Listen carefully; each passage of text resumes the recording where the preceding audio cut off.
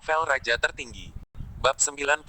Omi menatap Simran dan berkata, tapi ada sesuatu yang ingin aku tanyakan padamu sekarang. Wakil Presiden tercengang. Sesuatu untuk membantu tepat setelah kartu nama dibagikan. Tolong pergilah. Ayah teman saya Swanerly memiliki sesuatu atau penyakit lain, dan membutuhkan penggantian tulang belakang. Apakah rumah sakit Anda menggantinya? Omi Dao. Menglun tersenyum. Ini tentu saja, karena ini adalah temanmu, maka aku akan membebaskan temanmu dari biaya operasi. Kamu hanya perlu membayar biaya dasar. Simran sibuk bertanya, Presiden Meng, berapa kira-kira biayanya? Menglun tersenyum, sekitar 1,5 juta. Dari 1,5 juta itu, 1,5 juta dihabiskan untuk membeli tulang belakang, dan 300.000 lainnya adalah pembayaran untuk para dokter itu. Lagi pula, mengganti tulang belakang akan membutuhkan 20 dokter untuk menghabiskan lebih dari 70 jam siang dan malam untuk menyelesaikan operasi sebesar itu. Lebih dari 10.000 dolar per dokter adalah suatu keharusan, yang saya yakin Anda mengerti. Adapun biaya lainnya, kami akan menang, tidak menagih Anda 1 sen pun. Terima kasih, Meng Yar. Simran sangat senang, seharusnya setidaknya 2 juta, tetapi ini menghemat lebih dari setengah juta. Omi juga sangat terkejut, diperlukan 20 dokter, menghabiskan lebih dari 70 jam siang dan malam untuk menyelesaikan operasi ini. Jadi untuk mengatakan, 300.000 hingga 20 dokter ini memang penting. Jika tidak ada uang, mempengaruhi suasana hati dokter, mungkin operasi semua akan gagal. Operasi semacam ini, Omi cukup mengagumi, dan tampaknya sangat berbeda dengan keterampilan medis Omi secara kognitif. Ada kemungkinan Omi juga ingin mempelajari keterampilan medis yang berbeda ini. Omi dengan penuh rasa terima kasih berkata, Dekan Meng, terima kasih kalau begitu. Anda seorang teman, saya pasti akan berteman dengan Anda. Hahaha, sama-sama. Jujur saja, rumah sakit ini dijalankan oleh anakku. Tidak masalah jika aku membiarkannya berpenghasilan lebih sedikit. Pada saat itu, dokter muda yang gemuk itu bergegas. Ini buruk, istri Zhang Li sudah mati. Omi berdiri secara terbuka, bagaimana dia bisa mati? Simran berkata dengan cemas, itu tidak mungkin. Pergi lihat, kata wakil presiden. Omi sibuk bergegas keluar dari kantor. Jika istri Zhang Li benar-benar mati, maka semua orang pasti akan mengatakan bahwa Omi telah membunuh seseorang hari ini. Karena semua orang telah melihatnya menusukkan jarum ke bibi Zhang, dan yang terpenting, tidak ada yang bisa membuktikan bahwa dia tidak melakukan kesalahan. Bahkan wakil dekan tidak memahami teknik akupunturnya dan akan berpikir bahwa jarum peraknya yang mengerikan dan menakutkan telah menyebabkan kematian bibi Zhang. Ketika Omi bergegas ke bangsal, bibi Zhang sudah dikirim ke ruang resusitasi. Omi bertanya pada perawat dan bergegas ke ruang penyelamatan. Ketika Omi datang ke ruang penyelamatan lagi, Simran dan wakil presiden sudah datang lebih dulu. Mereka langsung datang ke ruang penyelamatan. Sementara Omi pergi dengan tergesa-gesa tetapi sampai di bangsal lebih dulu. Saat itu, beberapa dokter keluar dari ruang penyelamatan sambil melepas topeng mereka. Zhang dengan penuh semangat menerkam mereka dan bertanya, bagaimana? Bagaimana kabar istriku? Seorang dokter berkata, pasien sekarat, selamatkan napasmu. Tidak, Zhang mendesis. Kepala Omi berdengung. Muka Simran juga putih. Ya Tuhan, ini hanya sesaat, kenapa orang baik mati?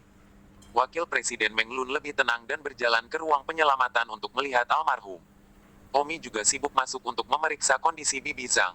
Wakil dekan berkata, pasien kehilangan detak jantungnya dan tanda-tanda vitalnya hilang. Dia sudah mati. Kenapa begitu? Omi tertekan. Wakil Presiden bertanya dengan suara rendah, bukannya saya tidak percaya pada keterampilan medis Anda, hanya saja Anda baru saja menusukkan jarum ke jantung dan paru-parunya, kan? Tidak mungkin. Omi meraung. Meskipun tidak ada seorang pun di dunia ini yang pernah melakukan akupuntur seperti ini, Omi sangat jelas bahwa di dunianya, ada banyak teknik akupuntur seperti itu, dan tuannya serta istrinya telah merawat banyak orang. Bahkan jika Omi sendiri telah ditusuk dengan jarum yang lebih rumit dan berbahaya dari ini, Omi tidak akan pernah percaya bahwa teknik akupuntur sederhana seperti dia akan berhasil. Sampai kematian seseorang, Zhang dengan penuh semangat juga bergegas ke ruang penyelamatan, melompat ke atas almarhum dan menangis dan berteriak, putrinya baru saja meninggal dan istrinya telah pergi, dan dia seharusnya keluar dari rumah sakit, bagaimana ini bisa terjadi? Simran juga masuk dan menangis, Paman Zhang, kamu harus berduka. Zhang dengan penuh semangat menatap Omi dan berkata, kamu membantu saya sangat berterima kasih kepada Anda, saya akan sembuh dalam setengah bulan lagi. Mengapa Anda bekerja lebih keras dan memberi istri saya akupuntur? Wow. Saat ini Omi sangat berkonflik. Dia membantu Zhang Dali karena niat baik, tetapi pada akhirnya bibi Zhang meninggal, dan semua orang mengira akupunturnya telah membunuh orang tersebut. Omi menggigit giginya dan sepertinya telah membuat keputusan. Sekarang suhu mayat belum turun dan darah belum membeku. Jika Omi akan membuat keputusan ini, dia harus melakukannya dengan cepat, atau akan terlambat. Pada akhirnya, Omi memutuskan untuk bertarung. Dia akan mencoba teknik membangkitkan orang mati. Tetapi sulit, Omi tidak pernah berhasil sekalipun ketika dia berada di dunia itu. Omi berteriak, semuanya keluar. Wakil Presiden berkata, Adik Tang, apa yang kamu lakukan? Hal-hal telah menjadi seperti ini, jadi mengapa kamu harus melakukannya? Jangan khawatir, saya akan membiarkan rumah sakit menangani masalah ini dan memperlakukannya sebagai kecelakaan medis, dan aku yakin kamu tidak bermaksud begitu. Saat ini Wapres masih bisa mengatakan, Omi cukup terharu. Nada bicara Omi sedikit tenang dan berkata, Wakil Presiden, biarkan semua orang keluar, Anda bisa tinggal, saya ingin mencoba melihat apakah saya bisa menyelamatkannya. Ah, tapi dia sudah mati. Wakil Presiden tidak percaya. Simran juga tercengang, dan mata Zhang yang sibuk dan menangis menatap Omi. Omi berkata, hanya detak jantung berhenti, itu tidak berarti bahwa itu benar-benar mati. Dokter pasti telah mencoba yang terbaik untuk menyadarkan almarhum sekarang, dan tidak dapat memulihkan detak jantungnya. Kata Wakil Presiden, sekarang tubuh almarhum belum mendingin, mungkin masih terlambat, jadi berhentilah mengomel dan biarkan mereka semua keluar. Wakil Dekan segera membiarkan Simran dan Zhang Dali dan yang lainnya keluar, adapun dia tentu saja tidak keluar. Dia penasaran ingin melihat bagaimana Omi bisa menghidupkan kembali orang mati. Omi dengan cepat mengeluarkan jarum peraknya dan menusukkannya ke berbagai organ tubuh almarhum secepat yang dia bisa. Ini untuk menstabilkan sementara berbagai organ tubuh almarhum dan tidak terus kehilangan vitalitas. Akhirnya, 3 jarum perak panjang Omi menusuk jantung almarhum. Namun, ini tidak semua. Ada juga yang paling penting dan paling sulit. Karena almarhum sudah mati, otaknya pasti kehilangan vitalitasnya juga. Omi mengeluarkan 5 jarum perak kecil dan menusukkannya ke tengkorak almarhum. Menurut pendapat Wakil Presiden, Omi benar-benar main-main, seperti menikam tukang kertas. Tapi Omi sendiri jelas, setiap jarum dia tepat dan dia sudah menusuk jarum almarhum berkali-kali. Semuanya ringan dan mudah. Omi menusuk otak almarhum. Langkah selanjutnya adalah menggunakan kekuatan internalnya, sehingga aktivitas kontraksi jantung, tetapi juga membiarkan otak pada saat yang sama menghasilkan vitalitas. Otak tentu tidak sepenuhnya mati. Keduanya harus bekerja sama dengan mulus, dapat mencapai efek kebangkitan orang mati. Bahkan, itu setara dengan pernapasan buatan, defibrilator ini. Biarkan orang yang jantungnya berhenti berdetak melanjutkan aktivitas serupa. Hanya saja teknik resusitasi Omi 100 kali lebih maju daripada teknik pertolongan pertama tingkat rendah ini seperti pernapasan buatan. Koordinasi antara otak dan jantung adalah hal yang paling penting dalam teknik kebangkitan, dan itu menghabiskan banyak energi internal dan mental. Tidak apa-apa jika berhasil beberapa kali. Jika tidak pernah berhasil, kurangnya semangat di baliknya akan membuat Anda pingsan. Omi belum pernah berhasil sebelumnya, tetapi pamannya berhasil setiap saat dengan mudah. Itu sudah teknik pertolongan pertama yang sangat sederhana untuk pamannya. Bang, tubuh almarhum terpental keras di meja operasi, dan matanya terbuka sejenak bereaksi seolah-olah dia telah tersengat listrik oleh defibrilator. Namun, saat berikutnya mereka ditutup lagi, menandakan bahwa Don Omi belum berhasil. Bab 91. Bang, tubuh orang mati itu terpental lagi, matanya membuka dan menutup. Wakil Presiden yang menonton dari samping benar-benar baru dalam hal ini, dan benar-benar terkejut dan penasaran. Bang, dahi Omi dipenuhi keringat dingin. Aku harus berhasil. Jika aku tidak menyelamatkannya hari ini, aku akan menjadi seorang pembunuh, sialan. Omi tidak mau disalahkan atas skandal semacam itu. Bang, kegagalan demi kegagalan. Dengan setiap kegagalan, suhu tubuh almarhum turun 1 poin, yang berarti kemungkinan keberhasilan turun 1 poin. Dan begitu suhu tubuh almarhum benar-benar hilang, tidak perlu usaha yang sia-sia, dan tidak ada gunanya pamannya datang. Di luar ruang gawat darurat, Zhang dan Simran sangat cemas, sementara ada juga beberapa dokter dan perawat yang telah mendengar tentang apa yang terjadi di dalam, seseorang yang telah dinyatakan meninggal dan masih disadarkan oleh seorang pemuda, dan karena penasaran, para dokter dan perawat itu juga menunggu di luar. Setelah Omi gagal belasan kali, akhirnya almarhum membuka matanya dan tidak menutupnya lagi. Omi senang bahwa otak Bibi Zhang telah pulih dan jantungnya berkontraksi dan berdetak, hanya sedikit lambat. Suhu tubuh Bibi Zhang naik, membantu mengangkut darah dan memungkinkan jantung untuk sepenuhnya memulihkan fungsi transfusinya. Benar saja, beberapa saat kemudian, Bibi Zhang menghela napas dengan tajam, seolah-olah orang yang tenggelam akhirnya dihidupkan kembali dengan pernapasan buatan.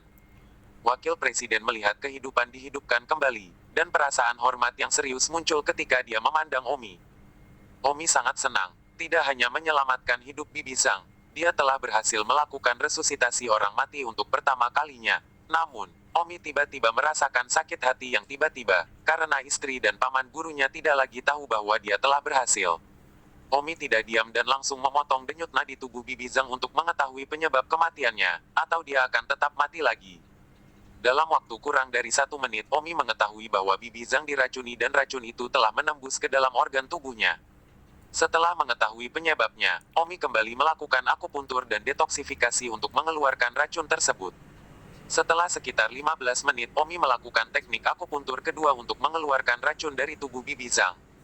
Bibi Zhang sangat lemah, tetapi hidupnya terselamatkan. Omi berkeringat deras. Wakil Presiden menghormati Omi dan sibuk menyerahkan handuk kepada Omi. Dia menyaksikan Omi menyadarkan orang mati menjadi pasien keracunan yang sakit kritis dan kemudian menindaklanjutinya dengan mengubah pasien keracunan yang sakit kritis menjadi seseorang yang sekarang semuanya utuh. Baiklah, kata Omi sambil menyeka keringat. Omi berjalan keluar dari ruang penyelamatan, tetapi ada banyak dokter dan perawat yang menunggu di luar. Bagaimana kabarmu? Bagaimana kabar istriku? Zhang menerkam pertanyaan itu. Wakil Presiden tersenyum, selamat, istri Anda masih hidup dan sehat. Apa? Semua dokter dan perawat yang menunggu di luar tergerak untuk bertepuk tangan. Simran menatap Omi dengan air mata yang berlinang, dan beberapa perawat pun ikut terharu hingga menangis, bukan semua karena kemampuan medis Omi, tapi demi nyawa yang harus diselamatkan. Omi hanya tersenyum kecil. Para dokter itu, kesehatan dan perawat segera berbondong-bondong ke ruang resusitasi untuk melihat pasien yang pulih dan menyaksikan keajaiban. Penjaga keamanan datang ke sisi Wakil Presiden dan mengucapkan beberapa patah kata. Kemudian Wakil Presiden berkata kepada Omi, ikutlah denganku. Omi datang ke ruang pemantauan. Melihat pengawasan, seorang dokter misterius mengenakan jas putih dan topeng masuk ke kamar Bibi Zhang. Pada saat ini, bagaimanapun, Zhang sedang menjalani prosedur mengenai bantuan khusus, bersiap untuk mengajukan permohonan dan mengamati tindak lanjut sebelum dipulangkan ke rumah, tanpa tahu apa yang terjadi di bangsal. Rumah sakit dan hanya satu tempat tidur yang diatur untuk setiap bangsal, jadi ada banyak kesempatan untuk memanfaatkan situasi ini. Dokter misterius itu keluar dalam waktu kurang dari setengah menit dan kemudian menghilang ke koridor, karena dia mengenakan jas lab dan topeng, dan dia tidak tahu siapa dia, tapi dia yakin itu bukan seseorang dari RSUD. Omi berkata dengan marah, Jack, jangan biarkan aku menemukanmu. Di rumah sakit, polisi datang. Tetapi atas permintaan Omi, rumah sakit tidak mengungkapkan kepada polisi bahwa dia telah menyelamatkan pasien, tetapi hanya menulis bahwa Bibi Zhang telah disuntik dengan racun dan pada akhirnya berhasil diselamatkan. Polisi mengambil video pengawasan dan pergi tanpa banyak perhatian. Pasti tidak mungkin kasus seperti itu diselesaikan. Pada saat ini, tidak jauh dari rumah sakit ini, seorang pria sedang menatap rumah sakit. Dialah yang mengenakan jas putih yang menyamar sebagai dokter. Dia menunggu di sini. Ketika sudah waktunya, dia akan masuk rumah sakit lagi untuk memastikan apakah istri Zhang sudah mati atau tidak, maka dia akan melaporkan kembali. Omi berdiri di depan ambang jendela kantor Wakil Presiden dengan secangkir teh panas di tangannya. Baru saja menyelamatkan Bibi Zhang, Omi telah menghabiskan banyak kekuatan dan semangat internal, dan Wakil Presiden memintanya untuk datang dan istirahat. Omi berdiri di depan ambang jendela dan melihat seorang pria di depan pintu depan rumah sakit di sebelah kiri dengan tatapan aneh, selalu mengawasi rumah sakit. Apalagi ketika polisi yang datang dari rumah sakit keluar, pria itu tampak aneh lagi dan berpura-pura membeli sesuatu, seolah tidak ingin menarik perhatian polisi. Pasti ada yang salah dengan dia, kurasa 9 dari 10 orang yang menyuntikkan racun Bibi Zhang. Mata Omi dingin, meskipun dia menebak, dia merasa yakin di dalam hatinya. Omi berkata kepada Wakil Presiden Meng Lun, Presiden Meng, jika tidak apa-apa, saya akan pergi dulu, saya masih harus kembali ke sekolah. Oke, adik Tang, bisakah kamu memberitahuku nomormu? Oke. Omi memberikan nomor ponselnya kepada Meng Lun. Setelah itu, Omi dengan cepat pergi. Tentu saja, untuk menangkap karakter yang mencurigakan itu, Omi ingin mencari tahu siapa yang mencoba membunuh kehidupan Bibi Zhang. Tahi lalat berdiri di bawah tanda hal tebas, matanya melihat ke arah rumah sakit. Dia memiliki tahi lalat besar di wajahnya, jadi dia dipanggil Mole. Hari ini, Saudara Lei memerintahkannya untuk datang pada suatu tugas, untuk membunuh seorang pria di Bright Hospital. Sebagai pria yang terlatih, membunuh seseorang dengan diam-diam tidak bisa lebih mudah. Yang perlu dia lakukan sekarang adalah kembali dan melaporkan kematian orang itu begitu dia yakin dia sudah mati. Polisi baru saja di sini, jadi tahi lalat tidak bisa langsung masuk rumah sakit dan harus menunggu sedikit lebih sabar. Tetapi pada saat ini, sebuah tangan diam-diam diletakkan di bahunya. Tahi lalat berbalik, yang lelah hidup dan berani mengambil bahunya, tetapi kepalanya hanya setengah jalan. Kepalan tangan sudah mencapai mata, tahi lalat kehilangan kesadaran sekaligus. Ketika Mole bangun, dia mendapati dirinya berada di sebuah gang, dijepit ke dinding oleh seorang pria yang membuatnya tidak mungkin untuk bergerak. "Siapa kamu?" tanya Mole dalam ketakutan yang sibuk. Pria ini pasti pandai dalam sesuatu. 92. Katakan, mengapa kamu pergi ke rumah sakit untuk membunuh seseorang? Orang yang mengajukan pertanyaan itu tidak lain adalah Omi. Kenapa harus kukatakan? Tahi lalat hitam itu masih ingin melawan. Bang, Omi meninju perutnya. Aku akan membunuhmu jika kamu tidak mengatakannya. Katakan padaku siapa dirimu yang pertama. Si tahi lalat juga mencoba mengungkap siapa Don Omi. Jika kamu tidak mengatakan apa-apa lagi, kamu hanya akan mati. Tahi lalat hitam merasakan ancaman kematian dan sibuk berkata, "Ya, Saudara Lei menyuruh saya melakukannya dengan bersih." "Siapa itu Saudara Lei?" "Saudara Lei adalah tangan kanan dan yang dia bawa kembali dari damai dan saya dari damai dan saya dari damai dan saya dari damai dan saya dari damai." "Nima, siapa sih kakak dan lagi, kalau kamu main-main aku akan membunuhmu," kata Omi marah. "Jangan, jangan, kakak dan adalah Li Zidan, yang ayahnya adalah Li Qingyuan." Kakak dan mengetahui pagi ini bahwa ayah dan adik laki-lakinya dihancurkan oleh seseorang yang mengalahkan pencuri anjing. Jadi dia membawa kakak Lei dan aku, bersama dengan beberapa saudara lainnya, kembali untuk menangani akibatnya. Saya baru saja menerima perintah dari saudara Lei untuk pergi ke rumah sakit Bright dan membunuh seorang pria, dan hanya itu yang saya tahu. Pada saat ini, di bagian lain kota Linjiang, seorang pria jangkung, sekitar 30 tahun, dengan wajah muram berdiri di depan jendela, memandang keluar dengan bingung. Pria ini adalah putra tertua Li Qingyuan, Li Zidan, yang juga saudara laki-laki Li Ziming.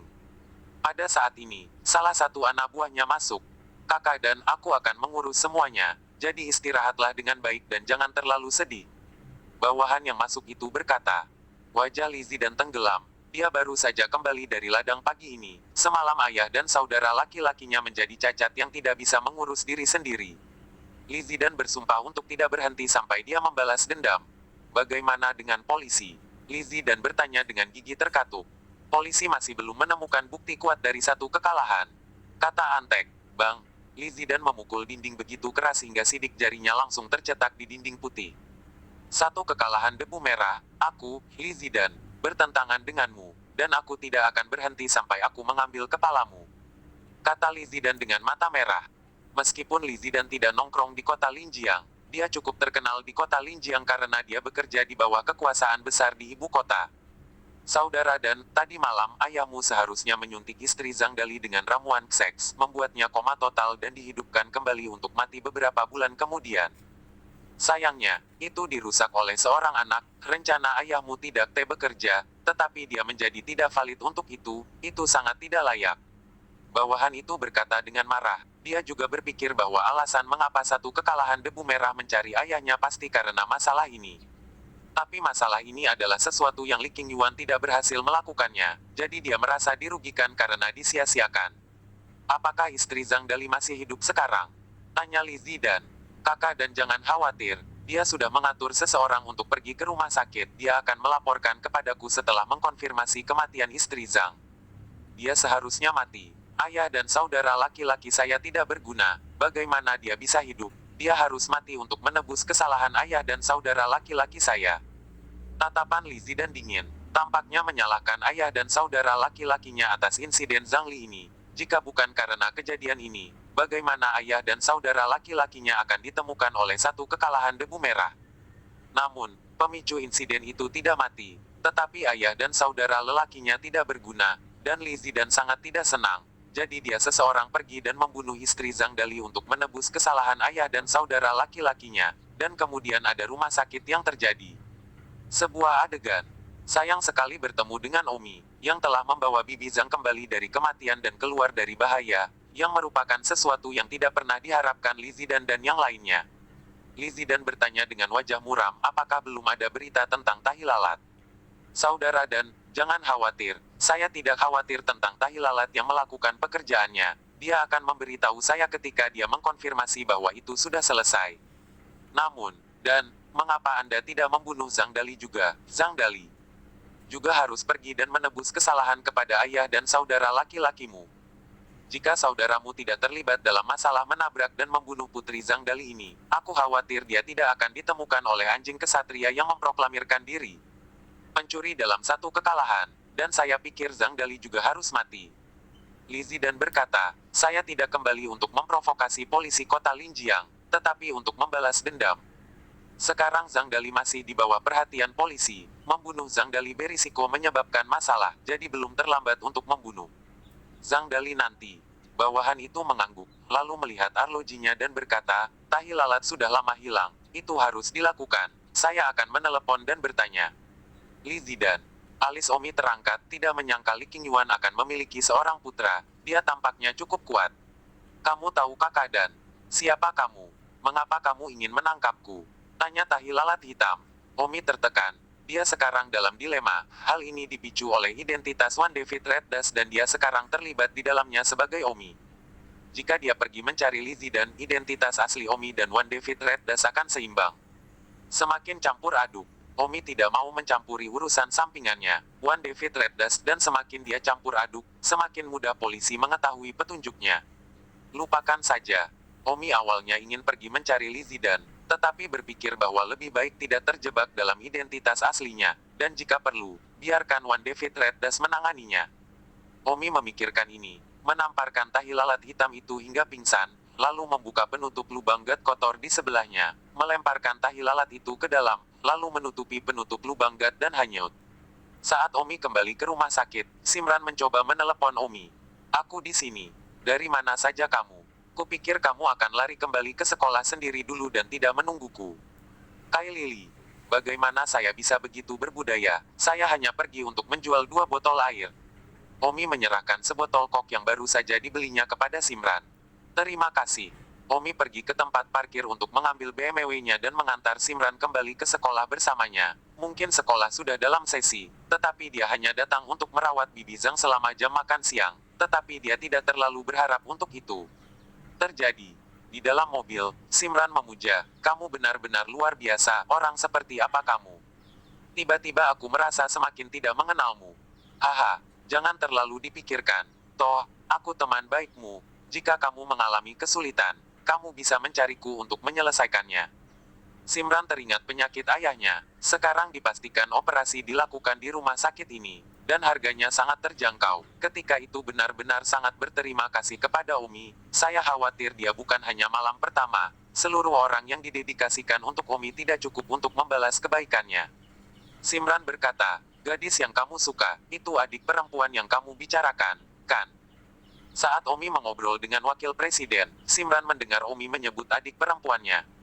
Omi merasakan sakit yang tak bisa dijelaskan di hatinya dan mengangguk pahit. Adik perempuan juniormu pasti luar biasa, bisakah dia juga menyembuhkan? Mata Omi berubah menjadi kesurupan dan berkata dengan lembut, tentu saja, dan mereka lebih baik dariku. 93. Ah, Simran kaget. Adik perempuannya sangat baik, keterampilan medisnya bahkan lebih baik daripada Omi. Oh, ketika kami belajar kedokteran dengan si Suniang, saya sangat suka bermain dan lari untuk minum dengan kakak laki-laki saya di setiap kesempatan. Sementara adik sangat serius dengan semua yang dia lakukan, tidak heran dia tidak lebih baik dari saya. Setiap kali saya pergi minum dengan saudara laki-laki dan perempuan saya, adik perempuan saya akan membuat laporan kecil, dan kemudian bibi guru akan datang dan membawa kami kembali menghadap tembok. Sekarang saya memikirkannya, saya sangat menyesal bahwa saya tidak menghargainya dan mendengarkan tuan dan nyonya saya dengan benar. Omi dipenuhi dengan penyesalan sekarang ketika dia memikirkannya kembali, itu adalah kehilangan yang dia tahu bagaimana menghargainya. Masih belum terlambat ya, kata Kai Lily. Oh, Omi tidak ingin banyak bicara. Apakah adikmu juga pandai bela diri? Tanya Simran lagi, entah kenapa dia terus memfokuskan pertanyaannya pada adik perempuan Omi. Tentu saja itu kuat, saya akan melakukannya, dan dia juga akan melakukannya, kata Omi. Oh, jadi adikmu cantik. Simran sedikit gugup untuk menanyakan pertanyaan ini, karena di dalam hatinya dia secara tidak sadar membandingkan dirinya dengan adik perempuan Omi, dan perbandingan ini jauh darinya. Dapat dikontraskan dengannya. Omi teringat adik perempuannya dan pemandangan itu, tubuhnya yang anggun, wajahnya yang memesona, sangat mempesona. Omi tersenyum manis di sudut mulutnya. Cantik, sangat indah sampai aku lupa bernafas. Oh, Simran menghela nafas dalam-dalam di dalam hatinya. Tidak heran Omi akan mengatakan sebelumnya bahwa dia tidak membutuhkan gadis-gadis di sekolah untuk mengejarnya. Dia tidak bisa meremehkan artinya. Jadi kekasih orang sebenarnya sangat baik. Wanita, yang disebut bunga sekolah di sekolah, bagaimana mereka bisa dibandingkan dengan adik perempuan Omi? Keterampilan medis adik perempuannya lebih baik daripada miliknya, keterampilan seni bela dirinya tidak jauh lebih buruk daripada Omi, dan dia adalah Jianghu yang paling terkenal. Kecantikan, atau kekasih masa kecil. Baiklah, jangan membicarakannya. Omi sepertinya tidak ingin membicarakannya lagi. Semakin dia memikirkannya, dia menjadi semakin sedih. Tidak peduli betapa indahnya gambar itu, semuanya adalah masa lalu. Dan meskipun Omi enggan pergi, dia harus belajar melupakan masa lalu. Masa lalu, sum-sum terdalam dirinya. Omi dan Simran kembali ke SMP Bayun, dan memang kelas sudah dimulai. 1 detik untuk diingat untuk membaca buku. Simran buru-buru berlari kembali ke kelas, tapi Omi berjalan perlahan kembali ke kelas 32. Kembali ke kelas 32, semua orang melihat mata Omi sedikit berbeda, kagum dengan sedikit gemetar. Omi semua berani melempar orang ke bawah tangga, siapa yang berani menyinggung Omi, hati-hati dilempar ke bawah tangga olehnya. Tentu saja, ada alasan lain. Omi telah diakui oleh para siswa di kampus sebagai penjahat nomor 1 di sekolah menengah Bayun, dan tidak ada yang lebih jahat darinya. Di lorong salah satu kelas sekolah. Seandainya aku tahu kamu sangat tidak berguna, aku mungkin juga akan mengakui Omi hari itu. Song Yue dan pengawalnya Liu Yue terus-menerus mengeluh. Liu Yue sangat tertekan. Setiap kali Nona tidak puas dengannya, hanya satu gigitan Omi, itu membuatnya pingsan. 3 kata yang bisa Omi dengar kapalan. Nona, bisakah kamu berhenti menyebut Omi setiap saat? Song Yue dengan rendah hati berkata, aku akan menyebutkan Omi. Omi hanya lebih lembu darimu. Kamu bukan lembu sama sekali, kupikir kakekku mempekerjakanku dari pegunungan sebagai pengawal, pasti sangat lembu, bukan? Tidak berharap untuk menjadi lembu seperti Omi. Liu Yue berkeringat dingin, dia akan membenci Omi. Nona, saya pengawal Anda, saya di sini untuk membuat Anda tetap aman. Song Yue menggelengkan kepala dan telinganya, aku tidak ingin mendengarnya, aku tidak ingin mendengarnya, aku ingin kamu menjadi lembu, aku ingin. Itu adalah pengawal yang sangat bullish, sama bulishnya dengan Omi. Liu Yue, tidak bisakah kamu sebulis Omi? Pengawal yang saya sewa diam dan sama sekali tidak menarik lagi. Saya sangat menyesal hari itu saya tidak bertanya kepada saya ayah untuk mengakui Tang Zixin. Saya akan lebih baik mengakui Tang Zixin. Ah, Liu Yue marah karena marah dan mengatakan ini lagi. Liu Yue kesal, Song Yue terlalu sulit untuk dilayani. Sebagai pengawal, dia merasa cukup kompeten untuk melindungi Song Yue tanpa ada yang melecehkannya. Tapi Song Yue hanya ingin membuat keributan tentang dia menjadi seorang pemuda yang jahat, seperti Omi, yang disebut sapi. Nona, jika kamu terus begini, aku tidak punya pilihan selain mengatakan yang sebenarnya kepada ayahmu. Jangan berani-beraninya. Jika kamu melakukannya, aku tidak ingin kamu sebagai pengawal lagi. Liu Yue putus asa. Dia benar-benar tidak ingin kehilangan wanita cantik ini. Ketika dia masih di gunung, dia mendengar bahwa misi ini adalah 1000 wanita emas. Sangat cantik, jadi dia datang ke sini dengan pantatnya, dan dengan keinginan baik misi selesai dan menyerap wanita itu bersama-sama. Tetapi hasilnya seperti ini. Nona, apakah Anda benar-benar ingin saya menjadi pemuda yang jahat juga? Liu Yue bertanya dengan suara berapi-api. Ya, jika kamu juga menjadi anak muda yang jahat, bukankah lebih dari itu tidak ada yang akan melecehkanku? Liu Yue dengan nada menghina berkata, aku ingin melindungimu, aku tidak perlu mengandalkan reputasi sebagai anak muda yang jahat untuk menakut-nakuti orang. Namun, karena kamu ingin aku menjadi anak muda yang jahat, maka aku akan menjadi anak muda yang jahat. Anak muda yang jahat, selama kamu bahagia, aku akan melakukan apa saja. Song Yuer segera bertepuk tangan dan berkata, "Ya, kamu pengawal yang baik. Katakan padaku dengan cepat, apa yang perlu kamu lakukan untuk menjadi anak muda yang jahat?"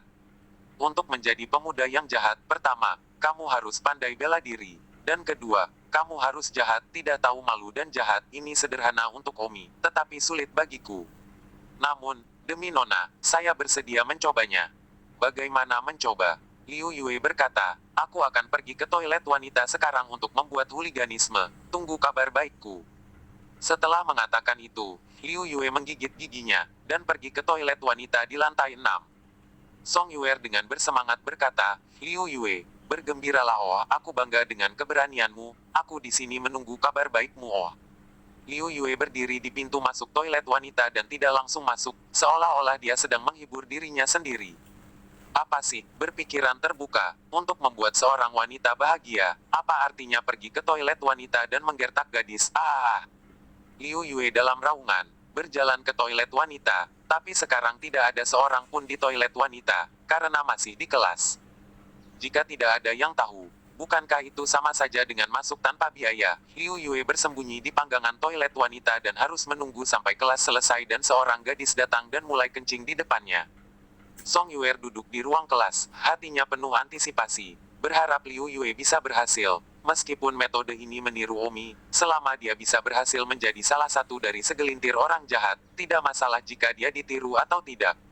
Bel bel bel, kelas telah usai. Banyak gadis berjalan keluar kelas untuk pergi ke kamar mandi. Salah satu dari mereka, seorang gadis gemuk berkata ketika dia berjalan keluar, Little Lotus, apakah kamu membawa anti-chain spray bersamamu ke toilet? Apa itu semprotan anti dosa? Ya. Ini yang dijual oleh toko di depan sekolah. Saya mendengar bahwa pemilik toko membuatnya sendiri dengan semprotan merica super pedas yang disintesis secara kimia, yang disebut semprotan anti-chain, artinya, semprotan untuk mencegah Omi. Itu harus memiliki untuk anak perempuan untuk pergi ke kamar mandi, dan itu dijual di beberapa toko di luar sekolah. Hampir setiap gadis di sekolah kami memiliki sebotol itu, dan bahkan wanita pembersih di sekolah memilikinya sendiri, untuk berjaga-jaga. Jika pemuda jahat Omi pergi ke toilet perempuan untuk menganiaya kami lagi, semprot saja dia keras. 94. Wow, aku juga akan membeli sebotol anti-sensure spray di depan sekolah sepulang sekolah. Berapa harganya? $3 itu tidak mahal, itu harus dimiliki oleh gadis-gadis di sekolah menengah Bayun kami untuk pergi ke kamar mandi, ibuku menyuruhku untuk membawanya, kalau-kalau Omi mengambil keuntungan dari kami dan menderita kerugian. Gadis gendut itu berkata, untungnya Omi tidak mendengar, atau dia akan muntah. Setelah Liu Yue mendengar bel, dia segera berdiri dari kompartemen persembunyiannya dan bersiap untuk memulai rencana jahatnya. Liu Yue berdiri di tempat yang mencolok di toilet wanita, ikat pinggang dilepas, siap untuk mulai buang air kecil.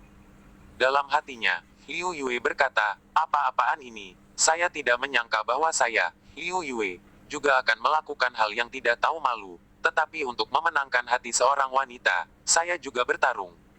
Pada saat ini, Liu Yue mendengar seorang gadis datang. Liu Yue segera pipis di depan umum, berusaha untuk melihat sebelum gadis-gadis itu masuk. Namun, gadis yang datang dari luar berjalan sangat lambat. Hati Liu Yue cemas, siapa di luar? Cepat masuk, jika kamu tidak masuk, aku akan selesai menarik. Pada saat ini, 3 gadis memasuki toilet wanita secara bersamaan. Sekilas ke Liu Yue. Situs web pertama Mnatia. Online.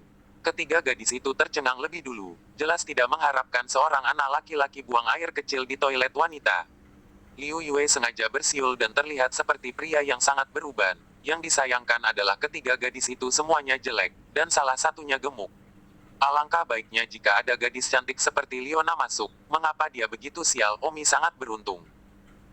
Ketiga gadis itu benar-benar berteriak. Liu Yue terus bersiul dan berpura-pura bangga. Pada saat itu, gadis gemuk itu berteriak, semprot anti-chain. Swoosh, sebuah tembakan semprot di mata Liu Yue, dan Liu Yue, yang bersiul, bangga, segera menutupi matanya dan berteriak. Ada apa? Liu Yue merasa matanya kesakitan. Gadis yang lain juga sibuk mengeluarkan semprotan anti-sen. Gadis gemuk itu berkata, Bai-chan, aku akan menyemprot matanya. Kamu menyemprot pantatnya. Lihat apakah dia masih berani memakan tahu kita di masa depan. Bagus. Gadis bernama Bai-chan itu langsung menyemprot pantat Liu Yue. Namun, Bai-chen mengerutkan kening. Tidak ada apa-apa di bawahnya. Kenapa aku tidak menemukannya? Bagaimana mungkin? Cari lebih hati-hati, kata gadis gemuk itu sambil menyemprotkan ke mata Liu Yue. Gadis itu Baichan berkata, apakah ini seperti cacing? Gadis gemuk itu berkata, pasti sekarang. Muncrat. Swoosh. Gadis bernama Baichan itu segera menyemprotkan benda itu pada Liu Yue. Tapi, targetnya terlalu kecil untuk disemprotkan. Liu Yue meraung. Berhenti. Jika kamu tidak berhenti, aku tidak akan sopan. Gadis gendut itu mengamuk, kamu kencing di toilet, kamu masih punya alasan, terus semprot dia sampai mati. Dengan keterampilan Liu Yue, gadis-gadis ini secara alami mengering sekaligus tetapi bagaimanapun juga dia tidak masuk akal, tidak berani mengambil tindakan terhadap ketiga gadis tangguh ini saat ini. Liu Yue terbakar, mengapa Omi begitu halus di toilet wanita untuk menganiaya gadis-gadis tapi dia begitu lancar sehingga dia kebetulan bertemu dengan gadis-gadis bersama dengan semprotan. Liu Yue di mana tahu, ini semua berkat Omi. Sejak Omi itu kebakaran, pemilik kios pintu masuk sekolah merasa peluang bisnis datang. Memang, semprotan anti-Chen yang dijual api, telah lama diam-diam populer di kalangan siswi. Tidak berani mengatakan 100%, setidaknya 80% dari gadis-gadis itu membawa semprotan anti perasaan. Aku akan menyemprotmu sampai mati. Lihat apakah kamu masih berani pergi ke toilet yang salah dan buang air kecil di toilet perempuan kita. Tegur gadis bernama Baichan. Liu Yue mendengar apa yang dikatakan gadis ini, bahkan lebih tertekan sampai mati. Dia jelas datang dengan sengaja, tetapi dia diperlakukan seolah-olah dia pergi ke toilet yang salah. Bukankah dia akan menderita ini untuk apa-apa? Liu Yue tidak mau masuk. Saya tidak pergi ke toilet yang salah. Saya datang ke sini untuk sengaja menganiaya kalian. Siapapun yang berani menyemprot saya lagi, jangan membuat saya memperkosanya. Gadis bernama Baichan membaca sekilas terus semprota. Liu Yue melihat bahwa ketiga gadis itu tidak ada habisnya, jadi dia harus melempar ketiga gadis itu ke tanah dengan bantingan keras. Liu Yue dengan cepat menutup resletingnya dan pergi terlebih dahulu. Liu Yue bergegas keluar dari toilet wanita, tertekan sampai ke intinya, ketika gadis gemuk itu mengejarnya. Tunggu sebentar, apa lagi yang kamu inginkan? Jangan memaksaku untuk bersikap kasar padamu. Liu Yue memelototinya dengan marah, matanya masih panas dan sakit saat ini. Semua berkat gadis gendut ini, berat badan gadis gendut ini menjadi besar. Dan Liu Yue baru saja melakukan banyak upaya ketika dia mencampakkannya. Gadis gemuk itu menundukkan kepalanya dan bertanya dengan agak malu-malu. Kamu baru saja mengatakan bahwa siapapun yang menyemprotmu lagi, kamu akan memperkosanya. Benarkah ah? Liu Yue hendak menyala dan berkata ya, jangan berpikir dia bercanda denganmu. Namun, tiba-tiba melihat gadis gemuk ini tampak malu dan wajahnya masih merah, dia tidak hanya mengerutkan kening, apa maksudmu? Gadis gemuk itu memandang Liu Yue seolah-olah dia dimanjakan, lalu tersipu dan menundukkan kepalanya. Orang-orang baru saja menyemprotmu begitu banyak, maka kamu dapat menemukan waktu, di jalan, di bawah jembatan, di lapangan. Setelah berkata itu, gadis gemuk itu berbalik dan berlari ke toilet wanita dengan tatapan malu-malu. Liu Yue tertegun selama beberapa detik sebelum dia mengerti artinya dan menjadi marah karena marah. Gagal ah, Liu Yue dalam hati meneriakkan kegagalannya. Nona masih di kelas menunggu kabar baiknya. Jika Nona tahu ini, bagaimana dia masih bisa bergaul? Sayangnya, Liu Yue hanya bisa kembali ke kelas untuk membalas Nona. Song Yuer melihat Liu Yue kembali, sibuk bertanya, bagaimana? Ini sukses kan? Hei, mengapa matamu begitu merah? Liu Yue menunduk dan berkata, maaf Nona, itu gagal. Bagaimana kamu gagal? Liu Yue berkata, itu bukan salahku, itu karena aku bernasib buruk. Aku kebetulan bertemu dengan gadis yang membawa semprotan kapan saja, jadi aku harus melarikan diri dulu, dan aku mengambil salah satu semprotan itu kembali. Liu Yue dengan sengaja mengambil sebotol kecil semprotan kembali dan menggunakannya sebagai bukti, bertujuan untuk membuat wanita itu memahaminya. Song Yuer mengambil semprotan dan melihat kata-kata di atasnya, alisnya berkerut dan membaca, semprotan anti-Chen. Petunjuk penggunaan. Ketika Don Omi muncul di toilet wanita, buka tutupnya dengan cepat, lalu arahkan nozzle di mata Don Omi dan tekan cukup keras untuk menyemprot. Ada apa dengan ini? Ada apa dengan nama Omi? Song Yuer berada dalam kabut. Pada saat itu, seorang gadis di kelas melihat Song Yuer memegang semprotan anti kriminal di tangannya dan berkata, Hei, Yuer, Anda membeli semprotan anti kriminal juga, tidakkah Anda memiliki pengawal? Mengapa? Apakah kamu membelinya? Kamu juga memilikinya. Song Yuer menatap gadis itu dengan bingung. Tentu saja, sebagian besar gadis di kelas telah membelinya. Lihat, itu milikku, $3 sebotol. Tahan api dan anti-sucen. Itu suatu keharusan bagi perempuan untuk pergi ke kamar mandi. Oh, dengan itu, Bu tidak perlu lagi khawatir Omi pergi ke toilet wanita untuk menganiaya kita. Song Yuer menggerakkan kakinya. Gas, Omi, ini kamu lagi. Song Yuer berjalan keluar dari kelas, marah karena menemukan Omi untuk menyelesaikan skor. Sulit untuk meyakinkan Liu Yue untuk pergi sebagai anak muda yang jahat. Tapi hasilnya dirusak oleh sebotol semprotan anti-Chen. 95. Omi, kamu keluar dari sini. Song Yuer berdiri di pintu belakang kelas 32 dan berteriak pada Omi, yang duduk di baris terakhir. Omi melihat keluar pintu, dan Song Yuer berdiri dengan putus asa. Omi berjalan keluar. Untuk apa? Omi, itu semua karena kau menghancurkanku. Apa yang saya lakukan untuk memanjakan Anda?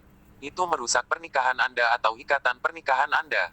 Kamu adalah pernikahan. Seluruh keluargamu adalah pernikahan. Song Yuer mendengus. Sesuatu untuk dikatakan. Tidak ada yang bisa dihindari. Jika Anda di sini untuk omong kosong, Su Chen akan permisi. Song Yuer tiba-tiba tidak tahu harus berkata apa, dan menemukan bahwa itu tampak terlalu impulsif. Dia tidak tahu mengapa kentut seperti itu harus datang ke Omi, sepertinya tidak ada kebutuhan untuk itu, kan? Namun, Song Yuer melihat Omi tampak seperti dia tidak sabar dengan dia, merasa sangat tidak menyenangkan. Biasanya setiap anak laki-laki melihatnya semua mata menatap lurus ke arahnya, benci mengatakan sesuatu padanya. Tapi apa maksud Omi ini? Ekspresi tidak sabar. Omi, Nona ini adalah bunga sekolah, Anda tidak dapat berbicara dengan saya seperti itu. Song Yuer berkata dengan sedih. Kau satu-satunya yang masih menjadi bunga sekolah, dan Omi aku Banco bahkan tidak mengatakan apa-apa. Omi tersenyum kecil. Song Yuer tiba-tiba marah dan lucu, meludahkan lidahnya dan berkata, Bancao juga memiliki keberanian untuk bangga di depan bunga sekolah ini, benar-benar tak tahu malu. Aku anak muda jahat pertama, aku sudah tidak tahu malu, apakah kamu percaya aku akan melepas celanamu? Omi bergerak untuk menakut-nakuti Song Yuer. Song Yuer, bagaimanapun, tidak takut sedikit pun, bersenandung. Jangan menakutiku dengan status anak mudamu yang jahat, kamu hanya bisa menakuti siswa biasa, aku tidak takut padamu, kakekku bisa menjagamu. Dari Anda dalam beberapa menit. Selain itu, pengawal saya akan segera menjadi anak muda yang jahat, dan kemudian saya akan menjadi seorang wanita dengan pengawal anak muda yang jahat, dan Anda, seorang anak muda yang jahat, satu tingkat lebih rendah di depan saya akan melihat bagaimana Anda masih bisa mendapatkan jalan di depan saya. Hahaha, dengan pengawal konyolmu itu, Liu Yue, kamu bisa sejajar denganku. Aku bersumpah, aku akan memiliki pengawal jahat itu. Song Yuer berjalan pergi dengan bersenandung. Omi memandangi punggungnya yang anggun dan ramping, cewek nakal ini, sosoknya top notch dan lekuk tubuhnya dari belakang benar-benar hot. Bibir Omi sedikit melengkung dan tersenyum, cewek yang kekanak-kanakan. Song Yuer kembali ke kelas dan pergi mencari Omi untuk menyelesaikan akun. Tetapi alih-alih menyelesaikan akun, dia memberikan perut yang tertekan. Secara khusus dia mengatakan bahwa Liu Yue pasti akan menjadi anak muda yang jahat juga, dan penampilan Omi penghinaan untuknya membuatnya merasa ngeri. Aku pasti akan membuat Liu Yue menjadi pengawal muda yang jahat, kata Song Yuer dalam hati. Song Yuer memikirkannya selama beberapa menit, lalu tiba-tiba punya ide cerdas dan tersenyum hehehe. Di sana, Song Yuer segera mengeluarkan ponselnya dan membuka kampus berkata dalam hatinya, sepertinya mengandalkan Liu Yue tidak akan pernah menjadi anak muda yang jahat, dan Nona Ben secara pribadi akan melakukannya. Omi berdiri di depan pintu belakang kelas 32 dan meregangkan pinggangnya. Pada saat itu, Omi melihat Jinhu mengenakan sandal, memegang rokok di mulutnya, bergerak ke kelas, dan juga mengubah gaya rambutnya, seperti mahkota ayam jantan, yang sangat mencolok. Jinhu tidak ada di kelas terakhir, tetapi datang ke kelas hanya setelah kelas kedua. Dan peraturan sekolah menyatakan bahwa setiap siswa tidak ada sandal, tidak pulang larut malam atau lebih awal, tidak berambut panjang, tidak merokok. Tapi Jinhu sepertinya sudah memperhitungkan semuanya. Jinhu datang ke koridor di luar kelas dan melihat Omi berdiri di pintu belakang, jadi dia berbalik ke pintu depan dan masuk. Omi juga ingin mengucapkan beberapa patah kata pada Jinhu dan menanyakan di mana dia memotong rambut kecoanya, tapi dia tidak menyangka Jinhu masuk kelas di pintu depan, seolah-olah Omi sangat teliti. Omi baru ingat bahwa ketika dia baru saja datang ke kelas, banyak siswa di kelasnya memiliki getaran yang dalam di mata mereka ke arahnya. Carlos, apakah kamu memperhatikan bahwa para siswa di kelas itu sepertinya melihatku sedikit berbeda? Omi kembali ke tempat duduknya dan bertanya pada Carlos. Carlos berkata, bagaimana menurutmu, sekarang kamu adalah penjahat nomor satu di SMA Bayun. Penjahat nomor satu. Omi tercengang. Bukankah dia anak keenam yang jahat? Bukankah kejahatan pertama Sao Fang Hong? Kapan itu menjadi aku? Omi bingung. Baru saja di pagi hari ketika sekolah selesai Anda melemparkan Chen Ziji dari lantai 6. Cerita menyebar, Anda bahkan berani bergulat dengan seseorang sampai mati. Benar-benar lebih jahat daripada Fang Hong. Di forum kampus, Anda sudah peringkat sebagai pemuda jahat nomor satu. Kata Carlos, sepertinya ada sedikit pemujaan di matanya. Dan ketika orang jahat itu jahat sampai akhir, dia juga menjadi orang biasa yang tidak berani menyinggung keberadaan iblis. Omi sekarang adalah eksistensi seperti iblis, mengapa dia bukan eksistensi seperti dewa? Karena dia adalah Evil Sao. Oh, kejahatan pertama Sao, agak menarik. Omi tersenyum. Carlos berkata, selain itu, Anda, Sao jahat pertama, jauh lebih gemetar daripada Fang Hong sebelumnya. Anda hanyalah Sao jahat pertama dari keberadaan seperti iblis. Sao jahat pertama keberadaan seperti iblis.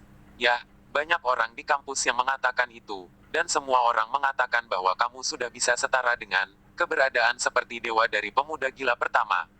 Wow, jadi aku terkenal. Omi tersenyum acuh tak acuh.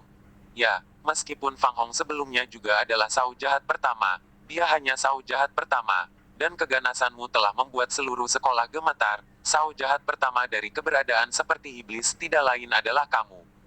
Anda membuka kampus dan melihat bagaimana orang mengomentari Anda akan tahu segalanya. Bagus. Omi juga menggunakan ponselnya untuk membuka forum di SMP Bayun, dan memang banyak postingan yang sangat hot, dengan komentar terbanyak mencapai lebih dari 10.000. Omi tidak hanya dikomentari sebagai anak muda jahat nomor satu, tetapi juga menambah kehormatan bagi yang diakui anak muda jahat nomor satu dari keberadaan umum iblis. Itu seperti Kiao Feng Utara, Murong Selatan. Tentu saja, ada banyak postingan yang mengutuk dan melecehkan Omi, dan mereka yang tidak terbiasa, tentu saja, tidak akan memberikan apa yang disebut Evil Sao dan Maniak Sao penampilan yang bagus. Tapi mereka semua postingan ventilasi yang tidak memiliki banyak dalam hal balasan. Poster-poster ini harus menjadi kenyataan bahwa mereka tidak berani vokal, dan hanya berani melampiaskan. Kenyataannya jika Umi menemukannya, mereka pasti semua takut untuk buang air kecil. Toh maniak Sao Chen Ziji takut buang air kecil. Saat forum tergelincir, hampir semua posting tentang Omi. Namun, Omi tiba-tiba melihat posting yang bukan tentang dia. Itu adalah posting yang baru saja diposting kurang dari 10 menit yang lalu, dan sudah memiliki lebih dari 300 komentar. Omi dengan penasaran membukanya. Itu diposting oleh seorang teman bernama Perpisahan Musim Bunga Itu. Halo, saya Song Yuer. Saya ingin mengungkapkan sesuatu. Pengawal yang disewa ayah saya untuk saya, bernama Liu Yue. Bab 96. Omi tercengang. Tetapi itu dikirim oleh Song Yuer. Hehe, Omi langsung menunduk. Liu Yue disewa oleh kakekku dari gunung yang dalam awalnya untuk melindungiku, yang tahu bahwa dia telah memikat serigala ke dalam rumah. Ada sebuah desa kecil di gunung yang dalam tempat Liu Yue berasal, dan tahun lalu, desa kecil itu. Desa panik.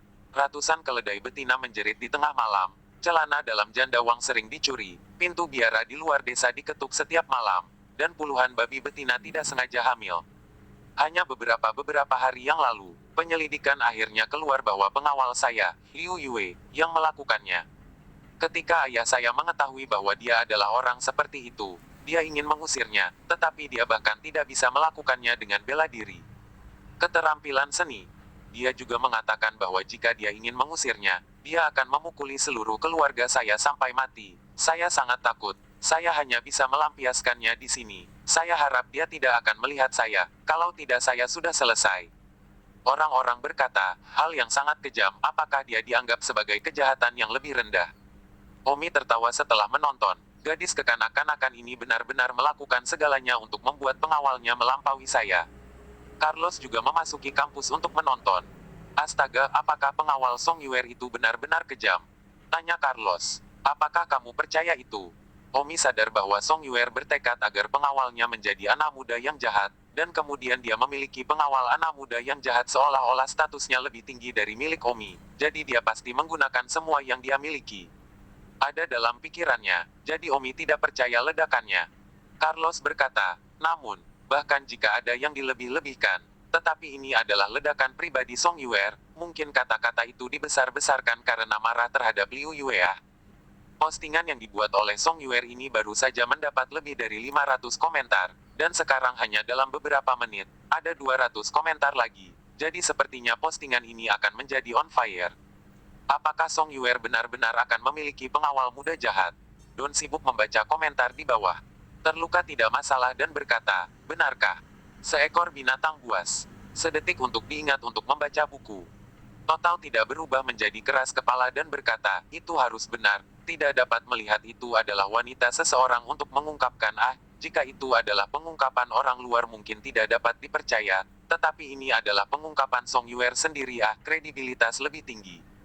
Bajingan. Wow sial, apakah anak jahat ketujuh dari SMA Baiyun benar-benar akan lahir?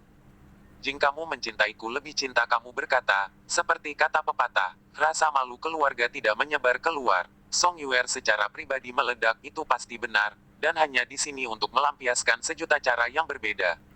Sial, Liu Yue binatang ini. Mari kita semua mengenalinya sebagai pemuda jahat ketujuh, sehingga lebih banyak orang akan tahu wajahnya yang jelek, seperti Omi. Tianfu Avenue ditelanjangi dan berkata, saya setuju untuk mengakui Liu Yue sebagai yang termuda ketujuh yang jahat.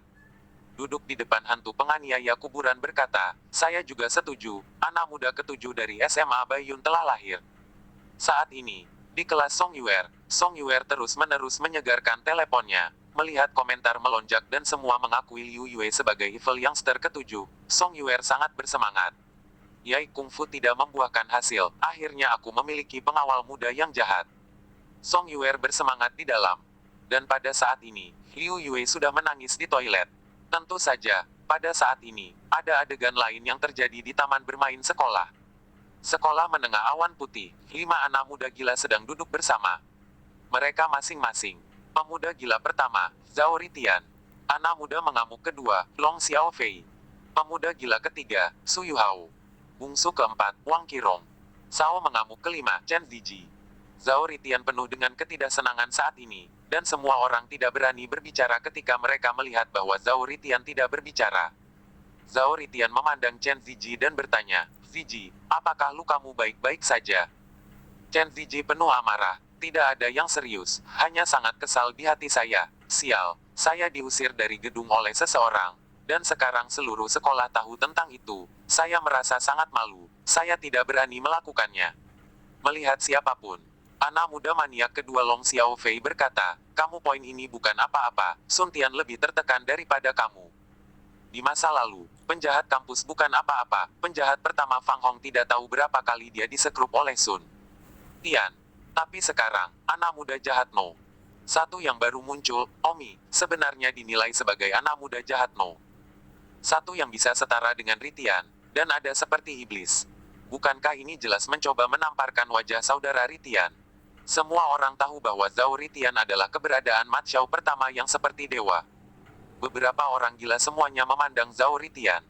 Zhao Ritian memang penuh ketidaksenangan. Kedua alis Zhao Ritian berkerut dan berkata, tidak buruk, aku, Zhao Ritian, sebenarnya dianggap setara dengan Omi yang datang entah dari mana. Bukankah ini penghinaan bagiku, Ritian? Pos yang paling banyak dibicarakan di kampus adalah Zhao Ritian saya, betapa mendominasinya. Saya di mana-mana dan di mana saja, bahkan banyak siswa sekolah dasar menggunakan nama saya Zhao Ritian untuk berpura-pura membandingkan. Dan sekarang, seorang junior tanpa nama, benar-benar berani berbagi nama saya, dan bahkan keberadaan iblis, saya bisakah iblis setara dengan dewa?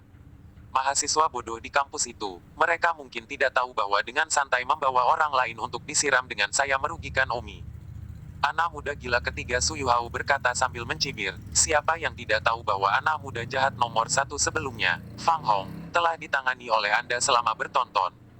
Selain itu, Ritian Anda bukan hanya anak muda gila pertama, tetapi juga orang peringkat 7 dalam daftar pakar jenius SMA Awan Putih. Kelompok siswa bodoh yang menempatkan Omi sebagai anak muda jahat nomor satu yang ada tidak hanya membuat Anda jijik, tetapi juga jelas ingin mendorong Omi ke dalam lubang api. Pemuda gila keempat Wang Kuirong berkata, Kakak Ritian, kamu juga tidak boleh depresi. Saya pikir siswa bodoh di kampus itu pasti karena Omi sangat jahat sehingga tidak ada yang bisa membersihkannya lagi. Itu sebabnya mereka dengan sengaja menilai Omi sebagai orang yang sama denganmu. Dengan sengaja menyebabkan ketidaksenanganmu dan menggunakanmu untuk membersihkan Omi. Zhao Ritian mengangguk, ada kemungkinan dia ingin meminjam tanganku untuk membersihkan Omi. Jadi itu sebabnya dia menilai tidak ada yang setara denganku. Pemuda gila kedua, Long Xiaofei, berkata, Kakak Ritian, jangan bicara tentang fakta bahwa Omi setara denganmu sekarang, tapi mari kita bicara tentang fakta bahwa Chen Ziji dipukuli. Karena Metsao Chen Ziji kita yang kelima adalah dipukuli, sekelompok siswa bodoh itu, semua berpikir bahwa momentum Metsao kita benar-benar kalah dengan Evil Sao mereka, berpikir bahwa Evil Sao lebih hebat daripada Metsao kita. Zhao Ritian mendengus betapa sekelompok semut bodoh.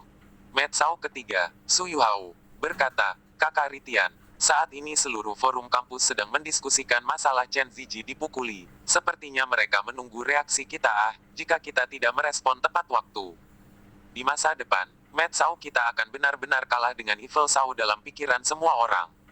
Semua orang memandang Zhao Ritian. Zhao Ritian mendengus, ini tidak sederhana. Kalian juga menangkap Evil Sao ke-6 dan memukulinya. Bukankah itu akan berakhir? Pemuda gila kedua, Long Xiaofei berkata, pemuda jahat ke-6 adalah Roger. Jadi mari kita tangkap Roger dan pukul dia dengan liar, dan beri mereka sedikit rasa dari anak muda yang jahat itu. Pada saat ini, pemuda gila keempat Wang Cuirong berkata, tunggu sebentar, kalian lihat kampus, anak muda jahat ketujuh lahir. Anak muda yang jahat itu. Pada saat ini, pemuda gila keempat Wang Cuirong berkata, tunggu sebentar, kalian lihat kampus, anak muda jahat ketujuh lahir. 97. Kejahatan ketujuh. Beberapa orang sibuk membuka kampus dan benar saja, Song Yuer membuat postingan yang menuduh pengawalnya Liu Yue sebagai binatang buas, dan sudah ada lebih dari 3.000 komentar di bawah, semuanya menuduh Liu Yue sebagai binatang buas, dan mengenalinya sebagai bungsu jahat ketujuh. Zhao Ritian bertanya kepada anak gila kedua, Long Xiaofei, bukankah Song Yuer adalah pengejaranmu? Long Xiaofei berkata dengan marah, hehe, kemarin aku pergi mencari Song Yuer, aku ingin mengundangnya makan malam, setelah makan jika kamu mau mampir dan mendapatkan kamar, tapi aku tidak menyangka bahwa aku dihentikan oleh Liu Yue ini. Liu Yue ini agak kuat, saya tidak bisa mengalahkannya, saya khawatir tentang bagaimana mengejar Yuer nanti. Saya tidak berharap dia menjadi binatang seperti itu, dan Rainer saya telah jatuh ke sarang serigala. Zhao Ritian berkata, sejak anak muda jahat ketujuh telah lahir, anak muda jahat peringkat terakhir adalah Liu Yue. Kalau begitu, mari kita berikan pukulan yang baik kepada anak muda ketujuh yang jahat ini sebagai tanggapan atas pemukulan Chen Ziji, dan biarkan siswa bodoh itu di kampus tahu bahwa anak muda yang gila itu tidak mudah dipusingkan. Long Xiaofei mengerutkan kening, tapi, saya tidak bisa mengalahkan Liu Yue, saudara Ritian, apakah Anda tidak akan melakukan apa-apa? Zhao Ritian meninggalkan mulutnya. Apakah lawan tingkat rendah seperti ini layak untuk Zhao Ritian saya? Jika ahli jenius lainnya di sekolah mengetahuinya, bagaimana saya masih bisa berkeliaran? Saya bukan hanya orang gila. Anak muda, saya lebih dari seorang ahli jenius, hanya ahli jenius pada tingkat yang sama dengan saya yang layak untuk melawan saya, Zhao Ritian. Anak-anak jahat itu jelas tidak cukup memenuhi syarat. Bagaimana dengan Omi? Pemuda gila keempat Wang Cuirong bertanya. Zhao Ritian mendengus, jika Omi tidak dinilai oleh semua orang setara denganku, aku, Zhao Ritian, tidak akan memperhatikan siapapun, Omi. Kalian mengirim surat kepada Omi untukku, memberitahunya untuk memposting di kampus sendiri bahwa dia tidak pantas berada di level yang sama denganku, jadi aku bisa berhenti melihatnya secara umum. Lagi pula keberadaannya yang setara denganku tidak diproklamirkan olehnya, itu disegel oleh siswa bodoh itu, selama dia pergi ke pos untuk memperjelas, maka tidak apa-apa, dan aku, Zhao Ritian, bisa mengerti. Long Xiaofei mengangguk, oke, tapi bagaimana jika menurutmu Liu Yue rendah dan tidak layak di tanganmu, dan kita tidak bisa mengalahkannya? Zhao Ritian berkata, beberapa orang lagi pergi, dan jika Anda tidak bisa, gunakan beberapa taktik. Bagus. Omi duduk di kelas saat guru sedang mengajar. Omi memejamkan mata dan melatih kekuatan internalnya. Omi hanya perlu menghabiskan 1 jam sehari untuk mengembangkan kekuatan internalnya.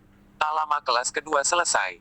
Posting Song Yuer akhirnya melebihi 3.000 komentar, dan konsensusnya adalah bahwa Liu Yue adalah kejahatan ketujuh. Song Yuer berkata kepada Liu Yue. Liu Yue, tidak buruk, kamu sekarang adalah gambar anak muda yang jahat. Liu Yue sangat tertekan.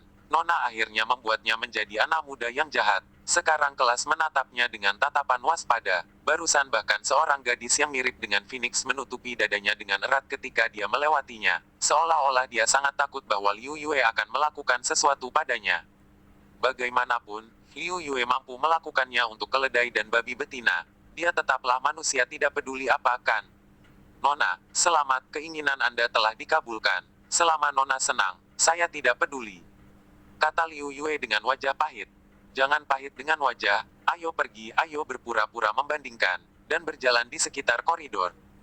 Song Yuer sedang berjalan di koridor, Liu Yue mengikuti di belakangnya. Banyak siswa melihat dan menunjuk Liu Yue dengan sedikit ketakutan pada saat yang sama. Saya tidak pernah berpikir bahwa bahkan wanita tua itu akan mampu melakukannya. Song Yuer benar-benar tragis. Liu Yue mendengar beberapa siswa berdiskusi secara diam-diam, yang tertekan itu. Song Yuer tertawa seperti anak kecil. Lihat, aku merasa luar biasa sekarang. Pengawal seperti ini hanya menarik. Ayo pergi, ayo pamer di depan Omi. Mengapa kita pergi ke Omi? Liu Yue tidak puas dengan pertanyaan itu.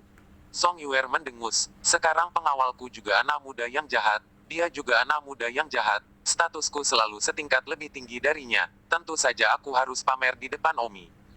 Omi baru saja selesai menjalankan kekuatan internalnya ketika Song Yuer lewat di luar kelas, berayun dan menikmati dirinya sendiri, dengan Liu Yue mengikuti di belakang. Omi, Song Yuer memanggil dari jendela. Umi berjalan keluar. Yo, bukankah ini Nona Song? Apa gunanya membawa pengawalmu ini berjalan membabi buta di depan kelasku? Omi terkekeh. Song Yuer berkata, Omi, kamu sekarang berbicara lebih sopan kepadaku. Sekarang pengawalku, Liu Yue, juga penjahat kampus. Omi berkata dengan geli, itu benar-benar sesuatu untuk memberi selamat padamu. Song Yuer mendengus bangga. Omi memandang Liu Yue dan tertawa. Saudara Liu, jangan kaget, saya tidak menyangka bahwa dalam sekejap mata Anda juga penjahat kampus, dan sangat jahat. Liu Yue mendengus, tidak peduli seberapa jahatnya aku tidak sejahat kamu. Hahaha, saudara Liu, lusinan babi betina secara tidak sengaja hamil, tingkat hitmu cukup tinggi. Kamu, Liu Yue tertekan. Song Yuer memberi isyarat, baiklah. Liu Yue, ayo pergi ke tempat lain. Ingat, kamu dan dia sama-sama jahat. Jangan merasa rendah diri dengan seseorang di masa depan. Omi melihat ke belakang Song Yuer saat dia berjalan dengan angkuh berpura-pura menjadi perbandingan. Dia tidak bisa menahan tawa. Sungguh cewek yang mati otak, untungnya aku tidak menganggapnya sebagai pengawalmu. Dibandingkan dengan Nona, pikiran saya tidak pada tingkat yang sama-sama sekali. Omi senang bahwa Liona bukan anak yang belum dewasa seperti Song Yuer. Jika tidak, akan sulit untuk melayani. Liu Yue pasti sengsara menyebarkan wanita seperti itu. Song Yuer akhirnya memenuhi keinginannya untuk merayu dengan pengawalnya yang jahat, dan itu sangat keren. Tepat pada saat ini, bel berbunyi. Liu Yue, ayo pergi, kembali ke kelas dulu, lanjutkan besok. Oh, benar, kamu juga bertindak sangat jahat. Kalau tidak aku selalu merasa bahwa kamu dan Omi masih sangat berbeda. Begitu Omi berdiri di sana, rasanya seperti kamu sangat luar biasa sehingga kamu tidak berani didekati. Song Yuer menginstruksikan. Oh, Liu Yue terdengar dan memasuki koridor, tetapi pada saat ini, seember jeruk nipis tiba-tiba memercik ke wajah Liu Yue di balik pintu. Detik berikutnya, sesendok air lagi terciprat ke wajahnya. Jeruk nipis bercampur air, segera membuat Liu Yue buta. Wajahnya panas ditambah semprotan anti-kriminal disemprotkan di akhir kelas 1. Liu Yue berada dalam rasa sakit yang luar biasa. Bang! Sebelum menunggu Liu Yue bereaksi, sebuah pukulan teredam mengenai bagian belakang kepala Liu Yue. Tetapi Liu Yue bukan seorang vegetarian. Meskipun matanya buta, tetapi telinganya mendengarkan suara. Ke tempat tongkat itu dipukul, sekaligus menangkap seseorang di tangannya dan menempel ke dinding. Nona, lari! Liu Yue berteriak. Bang! Tongkat lain yang teredam dipukul. Tidak dapat melihat tangan dan kaki sibuk, Liu Yue hanya bisa mendengar suara pukulan. Wow! Tiba-tiba, sepotong kawat menutupi tubuh Liu Yue, membatasi tangan dan kaki Liu Yue sepenuhnya. 98. Tepat setelah itu, beberapa rantai kuat melilitnya dan Liu Yue diikat. Siapa itu? Liu Yue berteriak marah, menderita rasa sakit di matanya saat harus menghadapi serangan diam-diam dan segala macam taktik keji yang membuatnya benar-benar tidak berdaya. Pukul-pukul dengan keras. Sebuah suara datang. Kemudian, beberapa batang disajikan. Liu Yue berjuang sangat keras, tetapi dia terbungkus kawat dan kemudian ada rantai yang mengikatnya, dan matanya kembali buta, jadi dia tidak bisa bereaksi sama sekali. Setelah beberapa tongkat dipukul selama sekitar 3 menit, sebuah suara keluar, pemuda jahat ketujuh Liu Yue. Anda ingat, kami fanatik kampus, Omi mengalahkan pemuda fanatik kelima kami Chen Ziji. Sekarang kami mengalahkanmu juga, genap. Kalian tunggu saja. Liu Yue berteriak dengan marah. Apakah kamu masih memiliki kekuatan untuk melawan sekarang? Masih sombong, teruslah berjuang. Ledakan tongkat lainnya. Liu Yue marah dan marah. Jika dia datang secara terbuka, ketiga maniak ini tidak akan pernah menjadi lawannya. Tetapi mereka adalah serangan kapur dan menyelinap dan semua. Meskipun seni bela diri Liu Yue jauh lebih tinggi dari mereka, dia pasti akan berada di sebuah kerugian. 3 orang yang berkomplot melawan Liu Yue adalah match kedua, match ketiga, dan match keempat. Song Yuer sekarang meringkuk di sudut ketakutan. Dia benar-benar tidak menyangka bahwa Liu Yue baru saja menjadi Evil Sao ke-7 dan dipukuli oleh para fanatik kampus. Alasannya adalah bahwa Umi telah memukuli Mayor Mat kelima mereka, Chen Ziji, dan mereka datang untuk membalas dendam terhadap Evil Major sebagai cara untuk mendapatkan kembali wajah mereka. Pemuda gila kedua Long Xiaofei berjalan ke arah Song Yuer dan berkata, Yuer, kamu ingat, kamu adalah wanita Suyuhauku, kami anak-anak muda yang gila bukanlah apa yang disebut anak-anak muda jahat yang mampu menyinggung, Liu Yue, binatang buas ini, hanyalah awal dari tindakan balas dendam kami terhadap anak-anak muda yang jahat, Anda harus menunggu saya akan melindungi Anda selama sisa hidup Anda. Setelah mengatakan itu, Long Xiaofei memerintahkan kepada 2 lainnya, pergi, seret Liu Yue untuk berparade di sekitar kampus. Bagus. Jadi, salah satu dari 3 orang gila itu menarik rantai dan menyeret Liu Yue, yang diikat dengan kawat, menuruni tangga. Ah, Liu Yue mengeluarkan raungan lelah, malang dia diikat sampai mati dan tidak bisa mengerahkan kekuatan sama sekali. Matanya sakit dan buta, bertanya-tanya apakah dia dibutakan oleh kapur. Song Yuer menyaksikan tanpa daya saat pengawalnya diseret oleh 3 orang gila itu. Song Yuer tidak tahu harus berbuat apa, dan bergerak dalam depresi. Aku menyalahkan Omi, aku akan pergi dan menyelesaikan masalah dengannya. Song Yuer segera berlari ke kelas 32. Song Yuer dengan marah berdiri di pintu kelas 32 dan berteriak, Omi, kamu keluar. Omi menatap Song Yuer entah bagaimana, ada apa dengan gadis rusak otak ini lagi. Dia datang kepadanya untuk ketiga kalinya sore ini. Umi berjalan keluar. Nona Song, jika Anda datang menemui saya 2 setelah 3 kali, saya akan berpikir Anda diam-diam jatuh cinta dengan saya. Saya tidak berpikir Anda gadis yang kekanak-kanakan. Kata Omi. Omi, ini semua salahmu. Kata Song Yuer sambil menangis. Liu Yue diseret. Dia merasa takut dan tidak tahu harus berbuat apa. Omi terkejut melihat Song Yuer, seorang gadis kekanak-kanakan, menangis, dan tangisan ini membuat Omi merasa sedikit tidak bisa mengejeknya lagi. Apa yang kamu tangisi? Omi bertanya entah bagaimana. Aku, pengawalku dipukuli. Song Yuer berteriak. Bukankah kamu baru saja membawa Liu Yue berpura-pura membandingkan? Mengapa dipukul sekaligus? Don Omi. Bau keringat dingin. Ini bukan semua salahmu. Kamu memukuli Mat Mayor Chen Ziji di pagi hari dan mereka datang untuk membalas dendam. Liu Yue baru saja dipromosikan menjadi Evil Sao, dan menjadi korban perjuanganmu. Baru saja di koridor, tidak ada yang menyangka bahwa tiba-tiba seember jeruk nipis dan seember air di pintu akan dilemparkan ke Liu Yue, dan kemudian rantai yang sangat tebal digunakan untuk mengikat Liu Yue. Liu Yue dipukuli habis-habisan dengan tongkat mereka, dan akhirnya mereka menyeret Liu Yue pergi. Apa yang harus aku lakukan, itu semua salahmu. Dan ini, tapi tidak tepat untuk menyalahkanku, yang membuatmu begitu sia-sia sehingga kamu tidak membiarkan Liu Yue menjadi pemuda yang jahat. Apakah ini akan terjadi? Omi berkeringat. Orang-orang, mereka hanya ingin Liu Yue menjadi sehebat kalian. Aku hebat. Song Yuer mengangguk malu. Sangat keren, aku sangat ingin kamu menjadi pengawalku. Bagaimana kalau kamu datang dan menjadi pengawalku? Aku akan membuat ayahku membayarmu 3 kali lipat gajimu. Omi terdiam, siapa peduli aku tidak mampu melayani wanita sepertimu. Apa yang salah dengan orang? Mereka menginginkan sosok, mereka menginginkan wajah, dan mereka menginginkan uang, pikirkanlah. Baiklah, apakah kamu masih ingin menyelamatkan pengawalmu? Apakah kamu pikir kamu dapat melakukannya dengan benar oleh Liu Yue dengan apa yang kamu katakan? Aku. Song Yuer terdiam sesaat. Omi berjalan ke pintu masuk gedung dan benar-benar melihat lantai kapur dan air tes. Song Yuer berkata, Liu Yue diseret ke bawah oleh mereka. Mereka mengatakan mereka akan berbaris di kampus. Omi terdiam beberapa saat begitu saja dan masih pengawal. Titik seni bela diri ini, atau kembali ke gunung untuk berlatih lebih banyak sebelum kembali.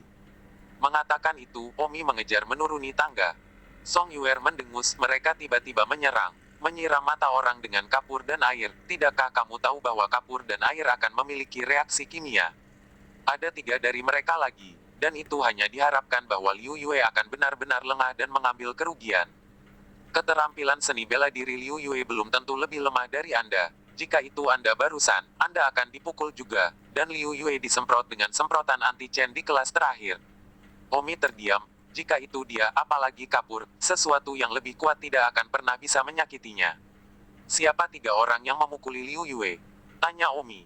Ini anak gila kedua Long Xiaofei, anak gila ketiga Su Yuhao, dan anak gila keempat Wang Kuirong. Omi menemukan ketiga maniak di jalan setapak di bawah gedung sekolah, dan tentu saja ketiganya bersiap untuk menyeret Liu Yue berkeliling dalam sebuah parade. Omi mengejar mereka. Berhenti. Ketiga orang gila itu melihat Omi muncul dan menatap Omi dengan ketakutan. Long Xiaofei itu mendengus, kamu adalah Omi. Lepaskan Liu Yue. Perintah Omi. Bagaimanapun, Long Xiaofei adalah anak muda gila kedua. Bagaimana dia bisa melepaskannya begitu saja? Dan bersenandung. Omi, anak gila kampus dan anak jahat kampus, selalu air sumur tidak menyinggung air sungai. Anda mengalahkan anak gila kami dulu. Sekarang kami juga mengalahkan salah satu dari kalian anak muda yang jahat. Kami bahkan adikmu. Omi langsung bergegas dan meraih Long Xiaofei.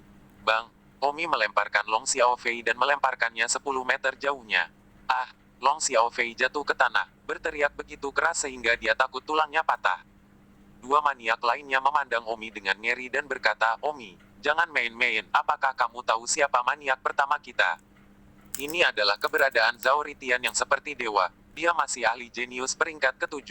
Jika bukan karena fakta bahwa Zhao Ritian terlalu rendah dan tidak ingin melakukan apapun padamu, dia pasti sudah berurusan denganmu sejak lama. 99. Kaki Omi menunjuk ke tanah dan dengan ringan terbang ke arah Su Yuhao dan Wang Cuirong, langsung menjambak rambut kedua pria itu sebelum melemparkan mereka lebih dari 10 meter dan jatuh di samping Long Xiaofei. Ketiga pemuda gila itu berteriak. Song Yuer melihat postur perkasa Omi dan tidak bisa menahan diri untuk tidak berseru. Begitu ganas, mengapa pemuda jahat yang ganas seperti itu bukan pengawalku? Song Yuer juga melihat 3 anak muda gila yang berguling-guling di tanah. Mereka berteriak kesakitan. Mata Song Yuer berguling. Segera mengeluarkan ponselnya dan naik untuk mengambil gambar. Dia akan mengirimnya ke kampus. Dia akan menjadi yang pertama meledak. Omi berkata dalam hatinya, gadis ini juga terlalu tidak berperasaan. Pengawalnya masih terikat di tanah, tidak naik untuk menyelamatkan, dan bahkan pergi untuk berfoto. Omi memandang Liu Yue yang diikat di tanah. Liu Yue merasa sangat malu. Semua pengawal, campur aduk seperti ini, benar-benar cukup. Omi berkata, bagaimana kabarmu? Demi kita bepergian bersama, aku bisa menyelamatkanmu. Liu Yue mendengus, aku tidak membutuhkanmu untuk menyelamatkanku, dan aku tidak bepergian denganmu. Baik, Omi berjalan pergi. Jangan tarik ke bawah. Kacing, kacing. Song Yuer memotret 3 orang gila yang jatuh ke tanah meratap dari segala sudut. Pikiran Song Yuer berubah dengan gembira memikirkan kekuatan yang dia posting ke atas. Song Yuer tersenyum hehehe sambil mengambil gambar. Masih muda gila, aku akan mengekspos wajah aslimu. Biarkan semua orang melihat betapa gilanya yang disebut anak muda gila. Hahaha. Omi berjalan mendekat dan berkata kepada Song Yuer, apakah kamu sudah selesai memotret, mengapa kamu tidak pergi dan menyelamatkan pengawalmu? Ya ampun, lebih baik menyelamatkan mereka nanti, aku harus segera merekam bukti ratapan ketiga anak muda yang gila ini. Ngomong-ngomong, kenapa kamu tidak melakukan close-up dan membuat komentar juga? Lagu Yuer mengarahkan ponselnya ke Omi. Tembak lagi dan aku akan melempar ponselmu, kata Omi. Song Yuer mengerutkan bibirnya, menjauhkan ponselnya, dan terus menembak kegilaan. Nama posting yang dia pikirkan itu disebut The Wild of the Madman. Omi berkata, tidak ada lagi yang akan saya tinggalkan. Baru saat itulah Song Yuer berhenti mengambil gambar, memandang Liu Yue, masih terikat di tanah, tertekan. Aku membencimu, itu semua karena kamu menyebabkan pengawalku terlihat seperti ini. Jika itu juga diposting, aku sudah kehilangan seluruh wajahku. Omi berkata, Nona Song, pengawalmu, Liu Yue, tidak setingkat denganku, sebaiknya jangan membandingkannya denganku, atau kamu akan sangat marah pada dirimu sendiri. Kali ini kecelakaan, dia pasti tidak akan kalah darimu. Gadis bodoh, melihat tubuhmu sepertinya belum matang, mengapa otakmu seperti anak kecil yang belum berkembang? Omi melirik payudara Song Yuer, cukup besar, tidak seperti anak kecil. Ah, Song Yuer melihat Omi membidik payudaranya, melepas sepatunya dan melemparkannya ke Omi. Omi menjentikkan jarinya dan sebuah koin muncul, menjatuhkan sepatu yang terbang ke arahnya. Omi pergi tanpa melihat ke belakang. Song Yuer memandang Omi dan marah dan tertekan. Seandainya dia tahu Omi sangat keren, dia benar-benar ingin mengakui Omi saat itu, tetapi sekarang sudah terlambat untuk menyesal. Omi kembali ke kelasnya, dan kelas periode ketiga akan segera berakhir. Omi mengemasi tas sekolahnya dan bersiap untuk berangkat sekolah. Pada saat ini, pemuda gila kelima, Chen Ziji, datang. Seluruh kelas melihat Chen Ziji muncul dan bertanya-tanya bagaimana dia berani datang di pagi hari ketika dia baru saja dilempar ke bawah oleh Omi. Chen Ziji masuk ke kelas 32 tanpa rasa takut. Saat semua orang bingung, Chen Ziji mengeluarkan sebuah surat dan berkata, Omi, ini adalah surat yang diminta oleh orang gila No. 1 kami, Zhao Ritian, untuk diberikan kepadamu. Tiba-tiba semua orang sadar bahwa Chen Ziji datang untuk mengantarkan surat itu, dan itu masih surat Zhao Ritian. Misi Chen Ziji adalah mengirimkan surat kepada Omi, sedangkan berserker ketiga dan keempat kedua bertanggung jawab untuk pergi melawan Liu Yue, dan aku yakin Chen Ziji bahkan masih belum mengetahui bahwa ketiga berserker yang bertanggung jawab untuk pergi ke melawan Liu Yue telah sengsara.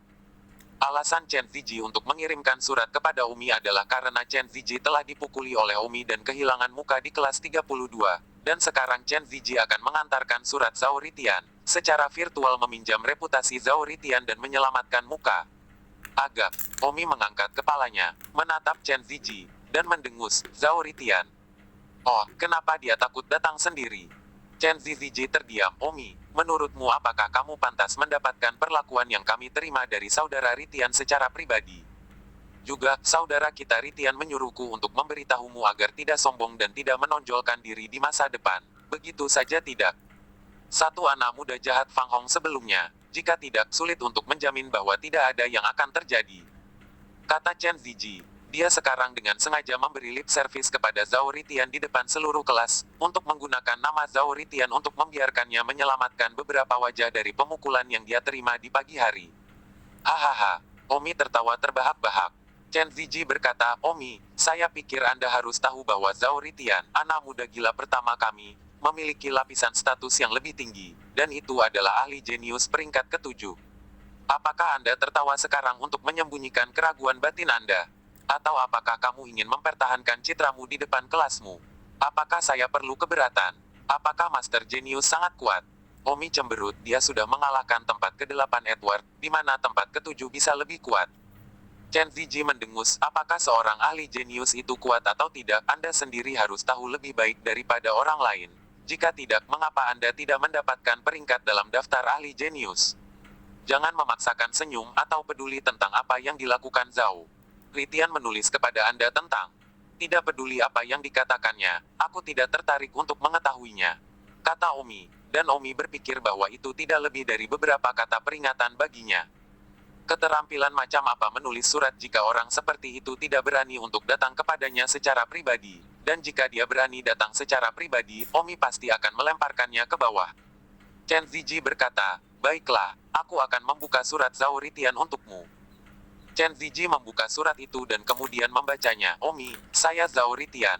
Saya mendengar bahwa Anda diakui sebagai anak muda jahat nomor 1 di kampus dan bahwa Anda juga disebut setan nomor 1 di kampus. Orang membandingkan Anda untuk saya, Zhao Ritian, dan kami memiliki nama yang sama satu sama lain. Omi, dengan Anda juga ingin berada di level yang sama dengan saya. Ini konyol. Tentu saja, tidak manusiawi jika saya memilih Anda untuk itu, karena kamu tidak menyegelnya sendiri. Itu disegel oleh siswa bodoh di kampus itu. Tetapi bahkan jika itu disegel oleh orang lain, kamu sudah menghinaku. Jadi, sekarang aku memberimu kesempatan. Kamu pergi ke kampus untuk mengirim posting nama asli, untuk mengumumkan kepada seluruh guru dan siswa sekolah, Anda tidak berani setara dengan saya. Jadi guru dan siswa tidak membandingkan Anda dengan saya Zhao Ritian. dan Anda mengambil inisiatif untuk meminta semua orang untuk membatalkan keberadaan iblis Anda dari gelar tersebut. Dengan demikian, saya, Zhao Ritian, dapat berhenti mengganggu Anda, dan saya berharap untuk melihat posting Anda sebelum kelas besok. Generasi pertama Dewa Gila Zhao Ritian. 100. Seisi kelas cukup terkejut mendengar isi surat tersebut, namun ternyata Zhao Ritian merasa bahwa Umi tidak pantas untuk disejajarkan dengannya dan meminta Umi untuk berinisiatif memposting klarifikasi. Umi tidak menyangka akan menjadi seperti ini, dan mengira itu adalah kata-kata peringatan untuknya. Chen Ziji berkata, Omi, meskipun Anda tidak menerima surat itu, saya telah mengirimkannya, sehingga Anda dapat melihatnya sendiri. Tentu saja, jika Anda merasa Anda benar-benar layak untuk setara dengan Zhao Ritian, Anda dapat melanjutkan tidak mempostingnya. Setelah mengatakan itu, Chen Ziji membuang surat itu dan keluar dari kelas 32. Setelah meninggalkan kelas 32, Chen Ziji tampaknya berada dalam suasana hati yang jauh lebih santai. Jantungnya menghela napas, wajah yang hilang karena dilempar dari gedung oleh Omi di pagi hari tampaknya akhirnya pulih sebagian. Tetapi tentu saja, dia tahu bahwa dia meminjam momentum Zhao Ritian. Kakak Ritian, terima kasih. Chen tersenyum saat meninggalkan gedung sekolah. Bel. Kebetulan bel jam istirahat ketiga juga berbunyi. Sementara semua orang berkemas dan pulang, mereka juga diam-diam mendiskusikan apakah Umi akan pergi atau tidak, dan jika tidak, apakah dia akan dipukuli oleh Zhao Ritian atau tidak. Semua orang tahu bahwa Zhao Ritian bukan hanya berserker kampus nomor 1, dia juga memiliki identitas yang lebih tinggi, ahli jenius peringkat ke-7. Omi hanyalah seorang anak muda yang jahat di kampus, semua orang tahu bahwa itu tidak setingkat dengan ahli jenius sama sekali. Carlos berkata sambil mengemasi tasnya, Omi, kembalilah ke malam dan poskan dengan cepat. Geng kampus siswa yang membosankan benar-benar. Kamu diakui sebagai yang paling jahat pertama, tetapi juga mengevaluasi apa yang iblis, kamu dan Zhao Ritian lakukan. Ini untuk mendorongmu ke lubang api. Orang-orang Zhao Ritian juga anak muda jahat nomor 1 dan ahli jenius. Aku pasti tidak senang setara denganmu. Aku tidak akan senang jika itu saya. Oh, Omi merasa lucu. Merasa bahwa para siswa ini, bukankah mereka terlalu malas? Sangat membosankan. Tidak peduli apa kampus anak muda kampus anak gila kampus semuanya membuatnya merasa sangat speechless dan kekanak-kanakan.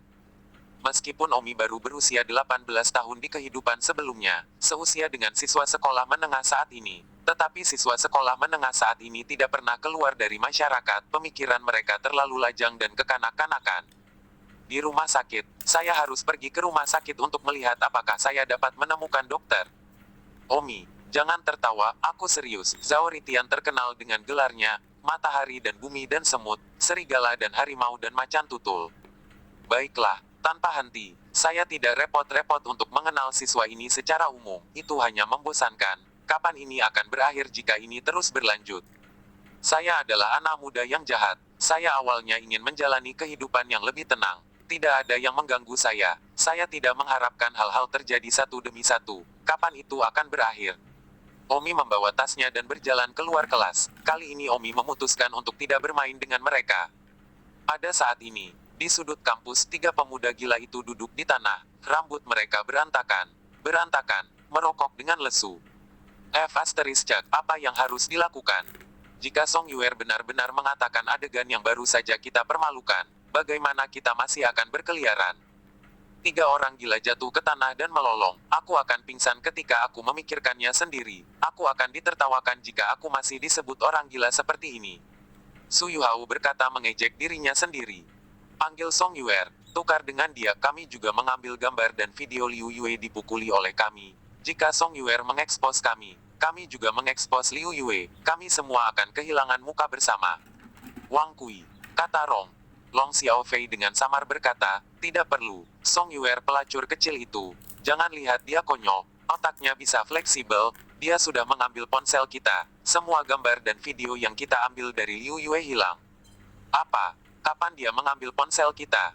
Long Xiaofei berkata, ketika Umi mengusir kami, semua ponsel kami jatuh. Saya melihat Song Yuer mengambil semua ponsel kami, dan dia juga mengatakan bahwa pasti ada ponsel Liu Yue di ponsel kami juga, dan dia ingin untuk menghancurkan barang bukti. Jika kalian tidak percaya, kalian meraba kantong kalian dan melihat apakah ada telepon lagi. 2 orang gila lainnya menyentuh saku mereka, dan benar saja telepon itu hilang, dan jatuh ketika Umi membuangnya. Wang Chuirong berkata kepada Long Xiaofei, "Xiaofei, kamu telah mengejar Song Yuer begitu lama. Mungkin Song Yuer masih memiliki perasaan padamu. Mengapa kamu tidak meneleponnya di malam hari dan memintanya untuk berbelas kasih? Dan tidak mengirimkannya?" Long Xiaofei mengangguk. "Song Yuer masih sedikit menyukaiku. Aku masih yakin akan hal ini. Aku akan kembali pada malam hari dan menelepon untuk berbicara dengannya." Pada saat ini, Song Yuer menyenandungkan sebuah lagu dan berjalan sepanjang jalan keluar dari pintu masuk sekolah. Liu Yue mengikuti di belakang dengan sedih, dengan beberapa luka di tubuhnya. Alasan mengapa Song Yuer dalam suasana hati yang baik secara alami karena dia telah mengambil foto-foto berharga itu, hanya menunggunya untuk mengeksposnya, yang pasti akan membuat kampus menjadi sensasi. Mampu mendiskreditkan beberapa maniak itu, Song Yuer bahkan tidak bisa marah.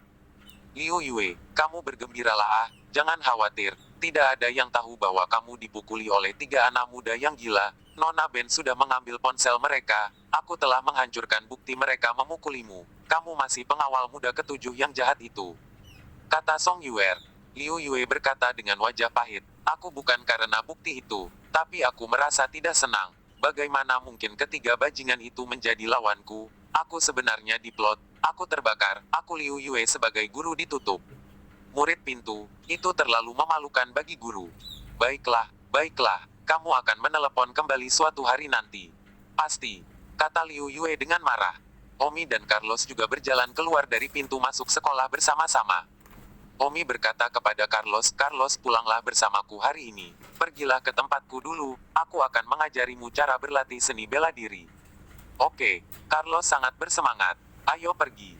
Omi dan Carlos datang ke tempat parkir bersama. Liona menyetir sendiri, jadi tidak perlu menunggunya, dan Beetle of Leonas itu diparkir di sebelah BMW milik Omi.